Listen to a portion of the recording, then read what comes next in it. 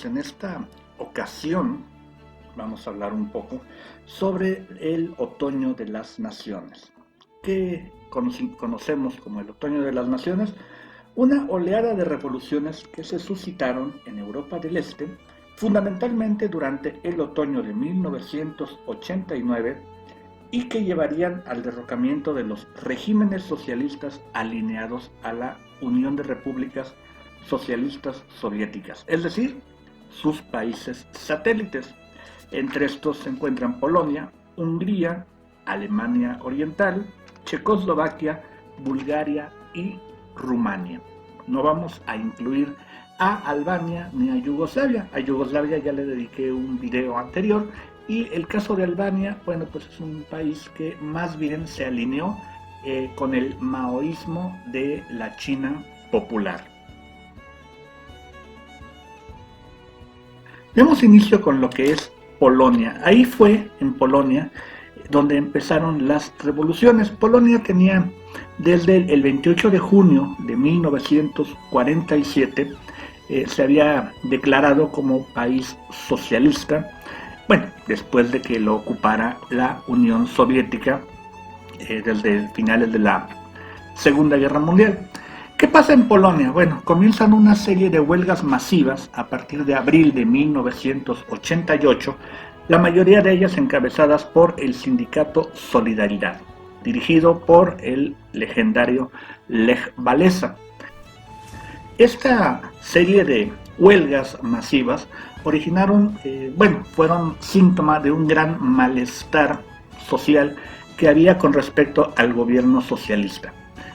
Se dieron entonces los acuerdos de la Mesa Redonda entre el 6 de febrero al 4 de abril de 1989 en la ciudad de Varsovia, donde el gobierno socialista inició una discusión con el sindicato Solidaridad y otros grupos de oposición en un intento para desactivar ese malestar social que cada vez era más creciente. Las consecuencias fueron, en total, en términos generales, la celebración de las primeras elecciones generales libres desde la Segunda Guerra Mundial, el día 4 de junio de ese mismo 1989, donde gana por vez primera un no comunista que toma posesión el 24 de agosto de 1989, Tadeusz Mazowiecki.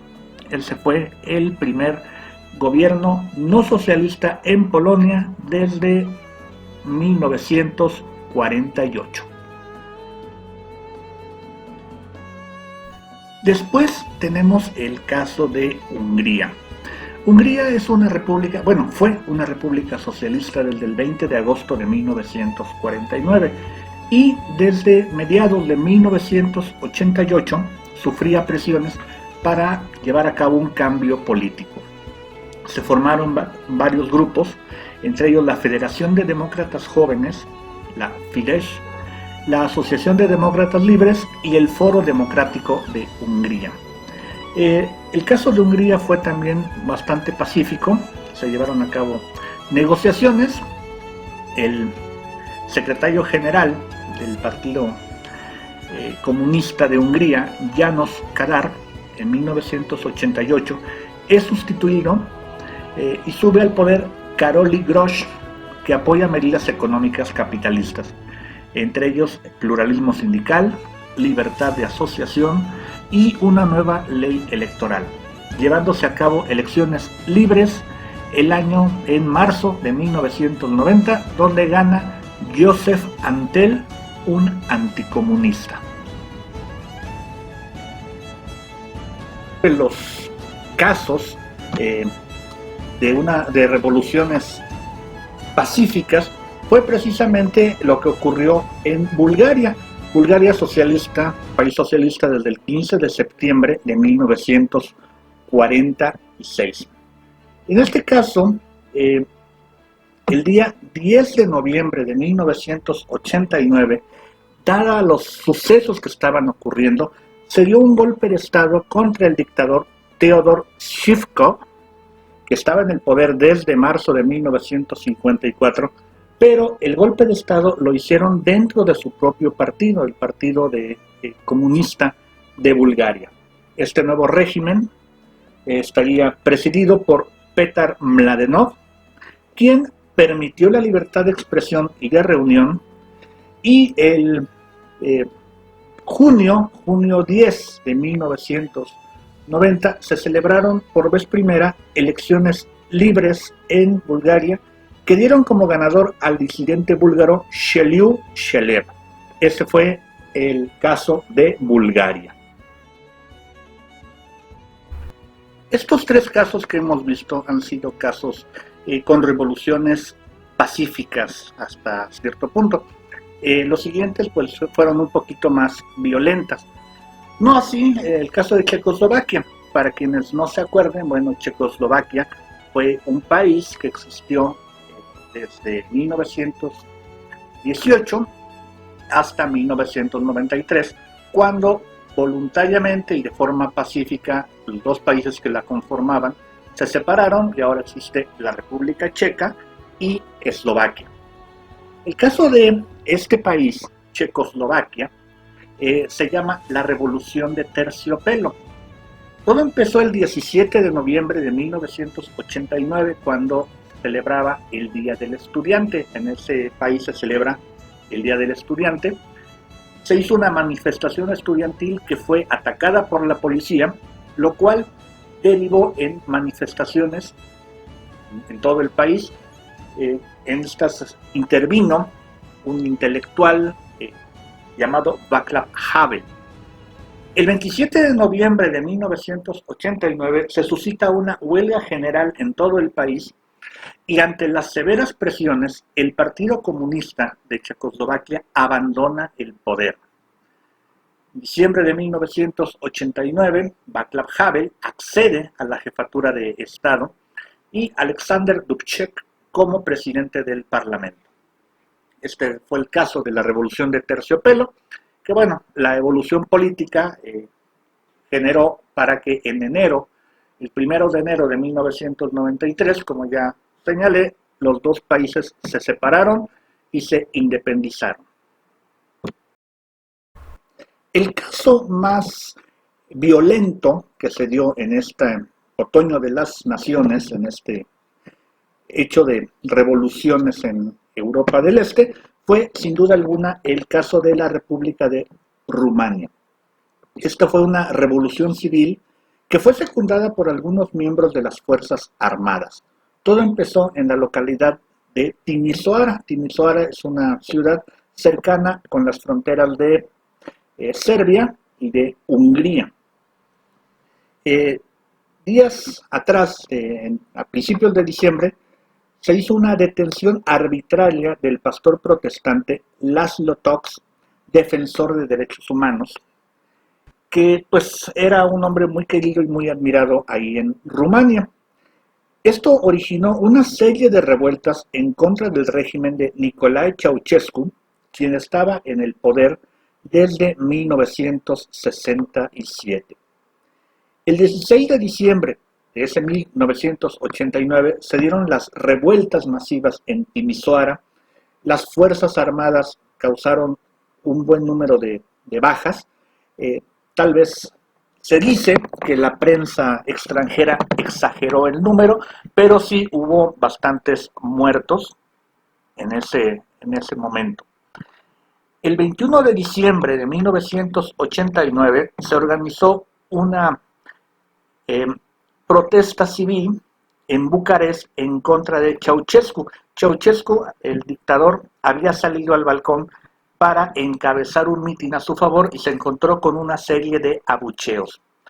Un día más tarde, Ceausescu, el 22 de diciembre, Ceausescu y su esposa intentan escapar, pero días después son capturados, enjuiciados y ejecutados. Fueron fusilados el 25 de diciembre de 1989. Posterior a ello, Rumania dio un salto hacia la democracia, hacia la libertad, y bueno, como ha venido haciéndose hasta la fecha.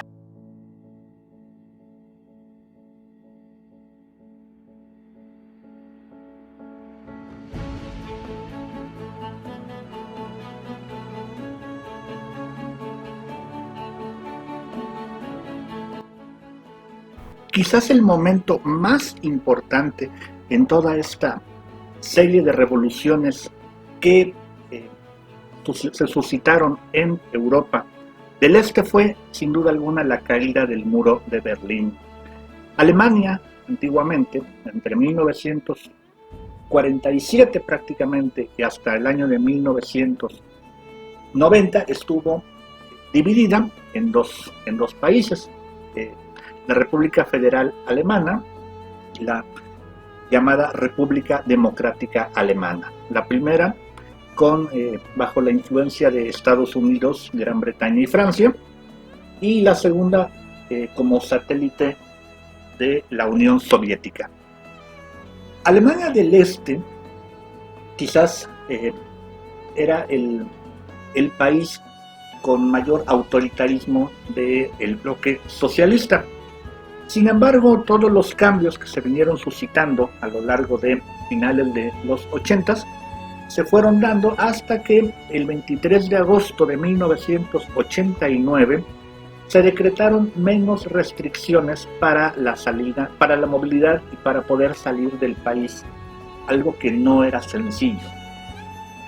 A partir de septiembre de 1989, 13.000 alemanes emigraron a Hungría para poder pasar al otro lado, a la República Federal Alemana, utilizando Hungría como un puente. A partir de ese momento, bueno, se dieron muchas manifestaciones en la Alemania del Este, sobre todo en Leipzig y Dresde, por la democratización del país. El 18 de octubre de 1989 renuncia al poder Erich Honecker, quien era el presidente del Consejo de Estado, y es sustituido por Egon Krenz. Días más tarde, el 4 de noviembre, hubo una manifestación gigantesca en la Alexanderplatz de Berlín, del Berlín ocupado por los soviéticos. El 9 de noviembre de 1989 se está dando en la noche una rueda de prensa por miembros del Partido